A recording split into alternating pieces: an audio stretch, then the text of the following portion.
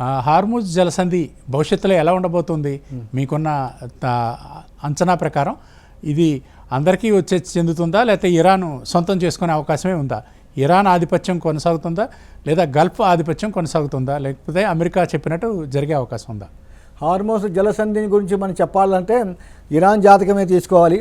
ఇరాన్కి ప్రస్తుతం మనకి ఈ రాహు మహాదశలో ఈ గురువు అంతర్దశ 2027 దాకా ఉందండి.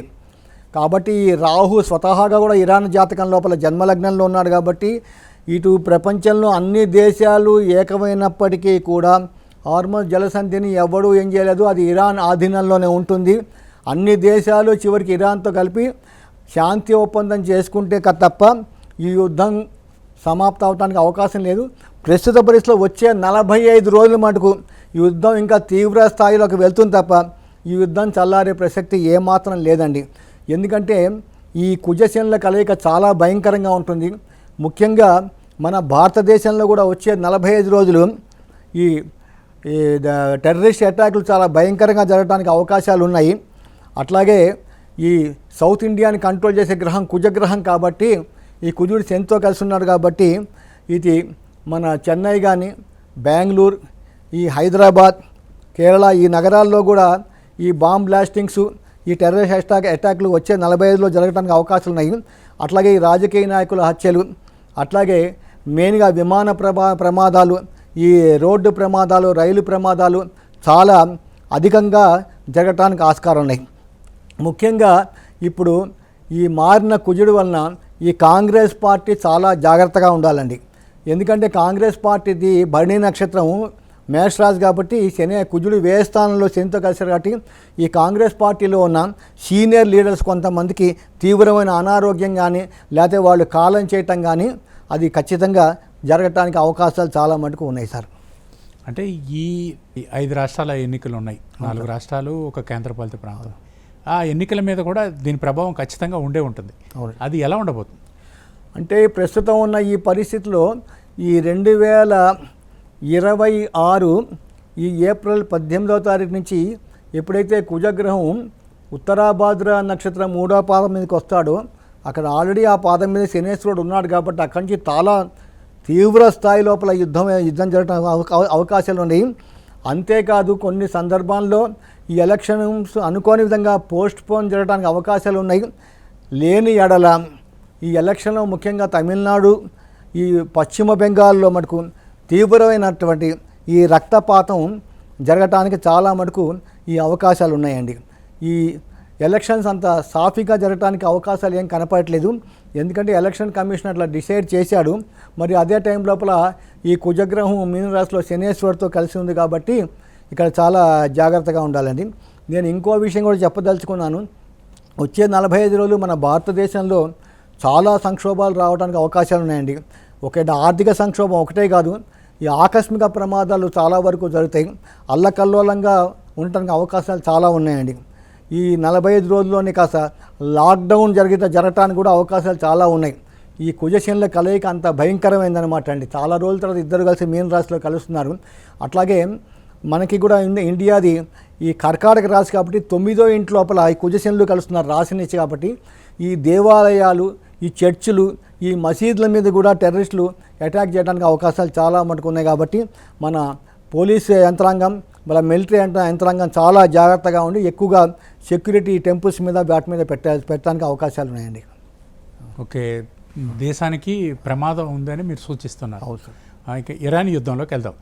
ఇరాన్ యుద్ధం దాదాపు ఎప్పటికి ముగిసే పరిస్థితులు ఏమైనా కనిపిస్తున్నాయా? ఎప్పుడు ముగియవచ్చు? 2 నెలల, 3 నెలల, 6 నెలల, సంవత్సరమా? ఎన్నాళ్ళు పట్టచ్చు? ఈ ఇరాన్ యుద్ధం ఈ గ్రహస్థితి ప్రకారం చూస్తేనేమన్నా జూన్ దాకా ఇట్లాగే కొనసాగుతుందండి. ఎందుకంటే ట్రంప్ మెంటల్ చేష్టలు ఆగవు. ఎందుకంటే ఈ 2/4/2026 తారీఖు నాడు ఎప్పుడైతే కుజగ్రహం మీన రాశిలోకి ప్రవేశించాడో ట్రంప్ది జ్యేష్ఠ నక్షత్రం వృశ్చిక రాశి కాబట్టి పంచమ స్థానంలోకి వెళ్ళాడు. పంచమ స్థానంలో గోచారంలో రవి యోగం చేయడు, శని యోగం చేయడు, కుజగ్రహం అస్సలు యోగం చేయడు. పైగా ట్రంప్ది సింహలగ్నం. ఈ లగ్నం నుంచి ప్రస్తుతం 3 గ్రహాలు కూడా అష్టమ స్థానంలో ఉన్నారు. రాశి నుంచి పంచమ స్థానంలో ఉన్నారు, లగ్నం నుంచి అష్టమ స్థానంలో ఉన్నారు. వచ్చే 45 రోజులు కూడా ఈ ట్రంప్ తీవ్రమైన అస్వస్థ అనారోగ్యాన్ని కానీ లేకపోతే ఆకస్మిక ప్రమాదాలు జరిగి అతన్ని వాళ్ళ ఓన్ యుఎస్ఏ అమెరికాలోనే ఆయన్ని చంపడానికి కూడా అవకాశాలు చాలా వరకు కనపడుతున్నాయండి వచ్చే 45 రోజులు. కానీ జూన్ దాకా మటుకు ఈ ఇరాన్ యుద్ధం ఎట్టి పరిస్థితుల్లో ఆగదండి. జూన్ తర్వాత కొంచెం గ్రహస్థితి చల్లబడుతుంది కాబట్టి కొంచెం జూన్ తర్వాత కొంచెం మనకి ఈ యుద్ధం కొంచెం తగ్గుముఖం పట్టడానికి అవకాశాలు ఉన్నాయండి. యుద్ధం తగ్గుముఖం పట్టే అవకాశం ఉంది. మూడో వరల్డ్ వార్ వచ్చే అవకాశం లేదు కదా మీ అభిప్రాయం? లేదండి, మూడవ ప్రపంచ యుద్ధం ఇప్పుడెప్పుడే రాదు. ఈ సంవత్సరం అంతే మళ్ళీ 2027 మార్చి కొత్త సంవత్సరం ఉగాది వచ్చేంత వరకు కూడా ఈ రియల్ ఎస్టేట్ వ్యాపారం ఇట్లాగే ఉంటుంది. మళ్ళీ వచ్చే సంవత్సరం 2027 మార్చి తర్వాత మళ్ళీ కొత్త సంవత్సరం వస్తుంది కాబట్టి అప్పటి నుంచి మటుకు ఈ రియల్ ఎస్టేట్ వ్యాపారం మరి యథావిధిగా మంచి అభివృద్ధిలో రావడానికి అవకాశాలు ఉన్నాయండి. అంటే మన హైదరాబాద్ గురించి చెప్తున్నారా? తెలుగు రాష్ట్రాల గురించి? తెలుగు రాష్ట్రాలండి. ఇంకే రియల్ ఎస్టేట్ రంగం పుంజుకునే అవకాశం ఏమాత్రం లేదు. అంటే ఈ సంవత్సరం చూస్తే మటుకు రియల్ ఎస్టేట్ రంగం ఏమాత్రం అవకాశం లేదండి. కారణం ఏంటంటే ఈ 19/3/2026 ఈ పొద్దున 6:50 వచ్చిన మన ఉగాది జాతకం ప్రకారం చూసినట్టయితే మీన లగ్నమైంది. రియల్ ఎస్టేట్ని కంట్రోల్ చేసేవాడు కుజగ్రహం. ఆ కుజుడు మీన లగ్నానికి ద్వితీయ భాగ్యాధిపతి అయిన వ్యయస్థానంలో రాహుతో కలిసిపోయాడండి. ఇది పెద్ద దోషం అన్నమాట. కాబట్టి ఈ సంవత్సరం ఎంత ప్రయత్నం చేసి ఎంత చేసినప్పటికీ కూడా రియల్ ఎస్టేట్ వ్యాపారం మనకు ఏమాత్రం ముందుకు వెళ్ళదండి. ఫస్ట్ ఆఫ్ ఆల్ ప్రజలు డబ్బు బయటికి తీయరండి. మీరు చూస్తున్నారు ఇప్పుడు వచ్చే 45 రోజులు ఇప్పటి నుంచి ఈ 2/4/2026 నుండి ఈ 17/5/2026 దాకా ఈ 45 రోజులు కుజుడు దాదాపుగా మీన రాశిలో ఉంటాడు. కాబట్టి ఈ 45 రోజులు యుద్ధం చాలా తీవ్ర స్థాయికి వెళ్తుందండి. దాని పరిణామం మన భారతదేశం మీద కూడా పడుతుందన్నమాట అండి. ఈ గ్యాసు చమురు గ్యాస్ సిలిండర్లు సరిగ్గా ఇన్ టైంకి దొరక్క తర్వాత పెట్రోలు డీజిల్లో కూడా చాలా ప్రాబ్లమ్స్ రావడానికి అవకాశాలు ఉన్నాయి.